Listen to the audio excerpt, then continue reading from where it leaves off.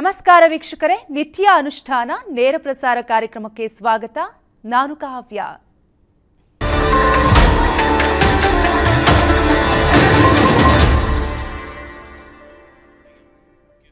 ವೀಕ್ಷಕರೇ, ಆಚಾರ, ವಿಚಾರ, ಆರೋಗ್ಯ ಎಷ್ಟು ಮುಖ್ಯ ಅಂತ ಗುರುಗಳು ಈಗಾಗಲೇ ಪ್ರತಿದಿನ ತಿಳಿಸ್ಕೊಡ್ತಾ ಇದ್ದಾರೆ. ನಿನ್ನೆಯ ಸಂಚಿಕೆಯಲ್ಲಿ ಈ ಅಪಮೃತ್ಯು ಅಂದ್ರೆ ಏನು, ಯಾವ ಕಾರಣಕ್ಕಾಗಿ ಈ ಅಪಮೃತ್ಯು ಸಂಭವಿಸುತ್ತೆ ಅನ್ನುವಂತಹ ವಿಚಾರವನ್ನ ತಿಳಿಸ್ಕೊಟ್ರು. ಇವತ್ತಿನ ಕಾರ್ಯಕ್ರಮದಲ್ಲಿ ಇದಕ್ಕೆ ಯಾವ ರೀತಿಯಾದಂತಹ ಪರಿಹಾರವನ್ನ ಮಾಡ್ಕೋಬೇಕಾಗತ್ತೆ, ಜೊತೆಗೆ ದಿನ ಭವಿಷ್ಯ ಪ್ರತಿಯೊಬ್ಬರ ಜೀವನದಲ್ಲೂ ಕೂಡ ತುಂಬಾನೇ ಮುಖ್ಯ. ಹಾಗಾಗಿ ರಾಶಿಯ ಫಲಾಫಲ ಯಾವ ರೀತಿಯಾಗಿದೆ, ಯಾವ ರಾಶಿಯವರಿಗೆ ಒಳಿತಾಗುತ್ತೆ, ಯಾವ ರಾಶಿಯವರು ಎಷ್ಟು ಎಚ್ಚರಿಕೆಯನ್ನು ವಹಿಸಬೇಕು, ಜೊತೆಗೆ ಯಾವ ರೀತಿಯಾದಂತಹ ಪರಿಹಾರವನ್ನ ಮಾಡ್ಕೋಬೇಕು, ಇದೆಲ್ಲದರ ಬಗ್ಗೆ ಮಾಹಿತಿಯನ್ನ ತಿಳಿಸ್ಕೊಡಲು ನಮ್ಮ ಜೊತೆಗಿದ್ದಾರೆ ಯೋಗ ಗುರು, ಖ್ಯಾತ ಜ್ಯೋತಿಶ್ರೀ, ಜೊತೆಗೆ ವೇದಶಾಸ್ತ್ರ ಪಾರಂಗತ ಹಂಸಶ್ರೀ ಸವಿತ್ರು ಶರ್ಮಾ ಗುರುಜಿ. ಬನ್ನಿ ಅವರ ಕಾರ್ಯಕ್ರಮಕ್ಕೆ ಸ್ವಾಗತಿಸೋಣ. ಗುರುಗಳೇ ನಮಸ್ತೆ, ಕಾರ್ಯಕ್ರಮಕ್ಕೆ ಸ್ವಾಗತ. ಅನಸೂಯಾತ್ರಿ ಸಂಭೂತೋ ಶ್ರೀ ದತ್ತಾತ್ರೇಯೋ ದಿಗಂಬರಃ ಸ್ಮೃತಗಾಮಿ ಸ್ವಭಕ್ತಾನಾಂ ಉದ್ಧರ್ತಾ ಭವಸಂಕಟಾತ್ ಶ್ರೀಮಜ್ಜಗದ್ಗುರು ಶ್ರೀ ಶ್ರೀ ಶ್ರೀ ಸಚ್ಚಿದಾನಂದ ಬಾಲಕೇಶ್ವರ ಭಾರತಿ ಮಹಾಸ್ವಾಮಿನೇ ನಮಃ. ಜೈ ಗುರುದೇವ ದತ್ತ. ವೀಕ್ಷಕರೆಲ್ಲರಿಗೂ ಮಂಗಳೋದಯ, ಎಲ್ಲರಿಗೂ ಸನ್ಮಂಗಳವಾಗಲಿ. ಎಸ್ ಗುರುಗಳೇ, ಈಗಾಗಲೇ ನಿನ್ನೆಯ ಸಂಚಿಕೆಯಲ್ಲಿ ಅಪಮೃತ್ಯು ಬಗ್ಗೆ ಸಾಕಷ್ಟು ವಿಚಾರವನ್ನ ನಮ್ಮ ವೀಕ್ಷಕರಿಗೆ ತಿಳಿಸ್ಕೊಟ್ರಿ. ಯಾವ ಕಾರಣಕ್ಕಾಗಿ ಅಪಮೃತ್ಯು ಸಾಕಷ್ಟು ಸಂಭವಿಸುತ್ತೆ ಅನ್ನುವಂತಹ ವಿಚಾರವನ್ನು ಕೂಡ ತಿಳಿಸ್ಕೊಟ್ರಿ.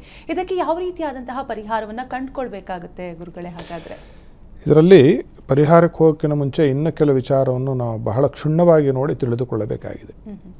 ಅಪಮೃತ್ಯು ಅಂತಕ್ಕಂಥದ್ದು ಹೇಳಿದೆ ನಾನು. ಅಂದರೆ ಇದರಲ್ಲಿ ಎರಡು, ಅಕಾಲ ಮೃತ್ಯು ಮತ್ತು ಅಪಮೃತ್ಯು ಅಂತ ಎರಡು ಭಾಗ. ಮೃತ್ಯು ಕೆಟ್ಟ ರೀತಿಯಲ್ಲಿ ಸಂಭವಿಸುವುದಕ್ಕೆ ಅಪಮೃತ್ಯು ಅಂತಲೂ. ಚಿಕ್ಕ ವಯಸ್ಸಿನಲ್ಲಿ ಹೇಳ್ತೀವಲ್ಲ, ಅವರು ಪಾಪ ಭಾಳ ಚಿಕ್ಕ ವಯಸ್ಸಿಗೆ ಹೊರಟೋದ್ರು, ಇದಕ್ಕೆ ಮೂಲ ಕಾರಣ ಹುಡುಕದೆ ಅದಕ್ಕೆ ನಾವು ಪರಿಹಾರವನ್ನು ಹೇಳಲಿಕ್ಕೆ ಸಾಧ್ಯವಿಲ್ಲ. Without diagnosis we can't treat the patient. ಆ ರೀತಿಯಾಗಿ ನೋಡಿದಾಗ ಈ ಅಪಮೃತ್ಯುವಿಗೆ ಕಾರಣ ಅಕಾಲ ಮೃತ್ಯು. ಅಂದರೆ ಬೇಗ ಚಿಕ್ಕ ವಯಸ್ಸಲ್ಲಿ ಬೇಗ ಹೊರಟೋಗ್ತಿದ್ದಾರೆ. ಯಾಕೆ ಹೋಗ್ತಿದ್ದಾರೆ? ಹಾರ್ಟ್ ಅಟ್ಯಾಕಾಗಿ ಹೊರಟೋಗ್ತಾರೆ. ಅಂದರೆ ಅದು ಅಪಮೃತ್ಯು ಅಲ್ಲ. ಅಥವಾ ಇನ್ನೇನೋ ಆಗಿ ಹೊರಟೋಗ್ತಾರೆ, ಬ್ರೈನ್ ಹ್ಯಾಮ್ರೇಜ್ ಆಗಿ ಹೋಗ್ತಾ ಇರ್ತಕ್ಕಂಥವ್ರು ನೋಡ್ತಾ ಇದ್ದೀವಿ. ಈ ಥರ ಯಾಕೆ ಆಗ್ತಾ ಇದೆ ಅಂತ ನೋಡಿದರೆ, ಇತ್ತೀಚಿನ ದಿನಗಳಲ್ಲಿ ಎಲ್ಲರೂ ನೀವು ಇದನ್ನು ಸ್ವಲ್ಪ ಗಮನಿಸಿ. ಜೀವನದಲ್ಲಿ 60 ವರ್ಷಕ್ಕೆ ಒಬ್ಬ ಮನುಷ್ಯನಿಗೆ ಯಾವ ಒಂದು ಅನುಭವ ಆಗಬೇಕೋ 30 ವರ್ಷದ ಹುಡುಗನಿಗೆ ಆಗ್ತಿದೆ. 12-13 ವರ್ಷದ ಹುಡುಗ ಹುಡುಗಿಯರೇ ಈ ಪ್ರೀತಿ ಪ್ರೇಮ ಅಂತ ಹೇಳಿ ಓಡಾಡ್ತಕ್ಕಂಥದ್ದು ಕಾಣ್ತಾ ಇದೆ. ಹಿಂದಿನ ದಿನಗಳಲ್ಲಿ ಇವೆಲ್ಲ ಕೇಳಲಿಕ್ಕೆ ಅಲ್ಲಿ ಇಲ್ಲಿ ಸಿಗ್ತಿದ್ದು ಒಂದು 20 ವರ್ಷ ಆದಮೇಲೆ ಇವೆಲ್ಲ ಶುರುವಾಗ್ತಿತ್ತು. ಆದರೆ ಈಗ ಸ್ಕೂಲಿಂದಾನೇ ಇದೆಲ್ಲ ಮಾಡ್ತಾರಂತೆ. ಏನೋ ಲವ್ವು ಅಂತ ಹೇಳ್ಕೊತಾರೆ ನೋಡಿ. 6-7ನೇ ಕ್ಲಾಸು ಹುಡುಗ ಹುಡುಗಿಯರೆಲ್ಲರೂ ಪ್ರೀತಿ ಪ್ರೇಮ ಅಂತ ಹೇಳಿ ಹುಡುಗ ಹುಡುಗಿಯರು ಒಟ್ಟಿಗೆ ಓಡಾಡ್ತಕ್ಕಂಥದ್ದು. ಅಂದರೆ ಏನು ಅಂತಂದರೆ, ಅಪ್ರಾಕೃತಿಕವಾಗಿ ಬೇಗ ಜೀವನದ ಎಲ್ಲ ಅನುಭವಗಳನ್ನು ಅನುಭವಿಸ್ತಕ್ಕಂತಹ ಒಂದು ಸ್ತರವನ್ನು ತಲುಪಿಬಿಟ್ಟಿದೆ ಸಮಾಜ. ಅದಕ್ಕೆ ಯಾರೂ ಅಡ್ಡ ಬರ್ತಿಲ್ಲ. ಅವರವರಿಷ್ಟ ಅವ್ರವ್ರು ಮಾಡ್ಕೊಳ್ಳಿ ಅಂತಂದರೆ, ಮಗು ಚಿಕ್ಕ ವಯಸ್ಸಲ್ಲಿ, ಉದಾಹರಣೆಗೆ ಚಿಕ್ಕ ವಯಸ್ಸಲ್ಲಿ ಮಕ್ಕಳು ಈ ಮಣ್ಣು, ಈ ಸೀಮೆ ಸುಣ್ಣ ಅಂದರೆ ಚಾಕ್ ಪೀಸ್ ಆಫ್ ಚಾಕ್ ತಿನ್ನುತ್ತೆ, ನೋಡಿದ್ದೀರಾ ಎಲ್ಲರೂ ನೀವು. ತಾಯಿ ಏನು ಮಾಡ್ತಾಳಾಗ? ಮಗುವಿಗೆ ಮಣ್ಣು ಸೀಮೆ ಸುಣ್ಣ ಇಷ್ಟ ಅಂದ್ಬಿಟ್ಟು ತುಪ್ಪ ಸೇರಿಸಿ ಸಕ್ಕರೆ ಸೇರಿಸಿ ತಿನ್ಸಿರೋದು ನೋಡಿದ್ದೀರಿ? ಯಾವ ತಾಯಿ ಆದರೂ ಮೂತಿ ಮೇಲೆ ಹೊಡೆದು ಬಾಯಲ್ಲಿರೋ ಮಣ್ಣು ತೆಗೆದು ಬಾಯಿ ತೊಳಸಿ ಅನ್ನ ತಿನ್ನೋ ಮುಂಡೆ ಇದೆ ಅಂತ ಬೈಯುತ್ತೆ ತಾಯಿ. ಅದೇ ಥರ ಈಗ ಸಮಾಜದಲ್ಲಿ ಯಾರಾದರೂ ತಪ್ಪು ಮಾಡ್ತಿದ್ದರೆ ಅದನ್ನು ಹೇಳಬೇಕಾಗಿರ್ತಕ್ಕಂತಹ ಒಂದು ಕಾರ್ಯಭಾರ ನಮ್ಮ ಮೇಲಿರುತ್ತೆ, ಪಾಲಕರ ಮೇಲೂ ಇರುತ್ತೆ, ಸಮಾಜದ ಹಿರಿಯರ ಮೇಲೂ ಇರುತ್ತೆ. ಅವ್ರ ಮನಸ್ಸಿಗೆ ಇಷ್ಟ ಬಂದಂಗೆ ನೀನು ಮಾಡ್ಕೊ ಅಂತ ಬಿಡುವುದರಿಂದ ಏನಾಯಿತು, 100 ವರ್ಷದಲ್ಲಿ ಏನು ಅನುಭವಕ್ಕೆ ಬರಬೇಕೋ ಇಷ್ಟು ಈಗ ನಾವು 60 ವರ್ಷದಲ್ಲಿ ಯಾವನೋ ಒಬ್ಬ ಮುಗಿಸ್ಕೊಂಡ್ಬಿಟ್ಟ ಅಥವಾ ಯಾವರೋ ಒಬ್ಬ ಆಕೆ ಮುಗಿಸ್ಕೊಂಡ್ಬಿಟ್ರು ಅಂದರೆ ಏನು ಮಾಡುತ್ತೆ, ಪ್ರಕೃತಿ ಒಂದು ಪ್ರಶ್ನೆಯನ್ನು ಮಾಡುತ್ತೆ. ಎಲ್ಲ ಅನುಭವ ಮುಗೀತಲ್ಲಪ್ಪ ನಿನಗೆ, ಬಾ ನನ್ನ ಮಡ್ಲಿಗೆ ವಾಪಸ್ ಬಾ ಅಂತ ಹೇಳಿ ಅದು ಪಂಚಭೂತಗಳಿಂದ ಬಂದಂತಹ ಶರೀರ ಪಂಚಭೂತಗಳಿಗೆ ಲೀನವಾಗಿ ಹೋಗುತ್ತೆ.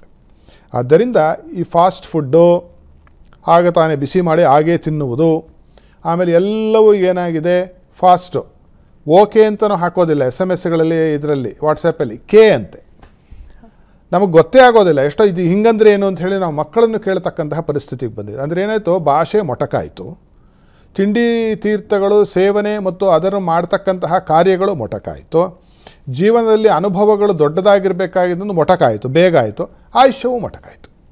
ಅವಶ್ಯಕತೆ ಏನು, ಬದುಕಿ ಎಲ್ಲ ಆಗೋಯಿತು. 60 ವರ್ಷದ ಹೊತ್ತಿಗೆ ಮುಗಿದು ಹೋಯಿತು, ಅವ್ರು 100 ವರ್ಷದ ಮುದುಕರ ಥರ ಆಗಿದ್ದಾರೆ. ಈಗಿನ ಕಾಲದ ಹುಡುಗಿಯರನ್ನು ನೋಡಿ, ಕೆಳಗಡೆಗೆ ನಾವು ಪದ್ಮಾಸನ ಚಕಮಟ್ಲ ಹಾಕ್ಕೊಳ್ಳೋದು ಅಂತೀವಿ ನೋಡಿ, ಕೂಡಿಸಿದ್ರೆ ಅವ್ರು ನೀವು ಎಬ್ಸ್ಲಿಕ್ಕೆ ಆಗೋದಿಲ್ಲ, ಅವ್ರು ಕಾಲು ಹಿಡ್ಕೊಂಡ್ಬಿಡುತ್ತೆ. ಮನೇಲಿ ಏನಾಯಿತು ಅಂತಂದರೆ, ನೀವು ಆಧುನೀಕರಣಕ್ಕೆ ವಿರೋಧ ಇಲ್ಲ, ಪಾಶ್ಚಾತ್ಯೀಕರಣಕ್ಕೆ ನಮ್ಮ ವಿರೋಧ ಇದೆ. Being modern is not bad, but being or following any westernism is bad ಅಂತ ನಾವು ಹೇಳ್ತಾ ಇರೋದು. ಪಾಶ್ಚಿಮಾತ್ಯ ಸಂಸ್ಕೃತಿಯನ್ನು ನಾವು ಯಾಕೆ ಅಳವಡಿಸ್ಕೋಬೇಕು ಅಲ್ವಾ? ನಮ್ಮಲ್ಲೇ ಸಾಕಷ್ಟಿದೆ. ನಮ್ಮದು ವಿಶ್ವಗುರು ಆಗಿರ್ತಕ್ಕಂತಹ ಭಾರತ, ಅದು ಈ ವಯಸ್ಸಿನಲ್ಲೇ ಇದು ನಡಿಬೇಕು ಅಂತ ಮನುಷ್ಯನಿಗೆ ಇದೆ. ಈಗ ಹೊರದೇಶದಲ್ಲಿ ನಾನೊಂದು ಸುದ್ದಿಯನ್ನು ಓದಿದಾಗ ಬಹಳ ನನಗೆ ಮನಸ್ಸಿಗೆ ಖೇದ ಆಯಿತು, ಆಶ್ಚರ್ಯವೂ ಆಯಿತು. ಒಂದು 8 ವರ್ಷದ ಮಗು ತಾಯಿಯಾಗಿದೆ. ಇದು ಪ್ರಕೃತಿಯ ವೈಪರೀತ್ಯ ಅಲ್ಲದೇನು? ಇದನ್ನು ಖುಷಿ ಪಡೋದು ಏನಿದೆ ಇದರಲ್ಲಿ? 20 ವರ್ಷದ ನಂತರ ತಾಯಿ ಆಗ್ತಿದೆ, 8 ವರ್ಷಕ್ಕಾಯಿತು ಅಂದರೆ ಆಯುಷ್ಯ ಎಷ್ಟಿರುತ್ತೆ ಮಗುಗೆ ನಾಳೆ ದಿವಸ? ಮೈ ಪರಿಸ್ಥಿತಿ ಏನು?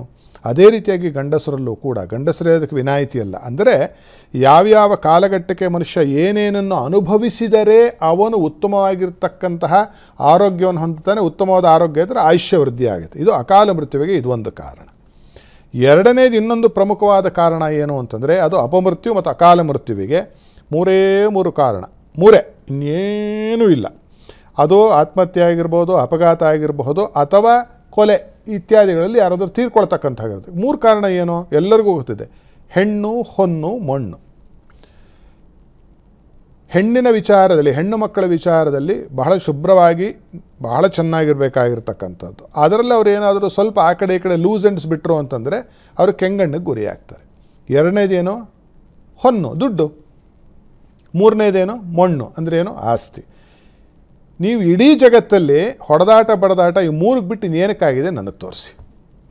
ಯುದ್ಧಗಳು, ದೇಶ ವಿದೇಶಗಳು ಯುದ್ಧಾಡೋದು ಮಣ್ಣಿಗಾಗಿ, ರಾಜರು ಹೊಡೆದಾಡ್ಕೊಂಡು ಸತ್ತಿದ್ದು ಒಂದು ಹೆಣ್ಣಿಗಾಗಿ, ಇಲ್ಲ ಅಂದರೆ ಹೊನ್ನಿಗಾಗಿ.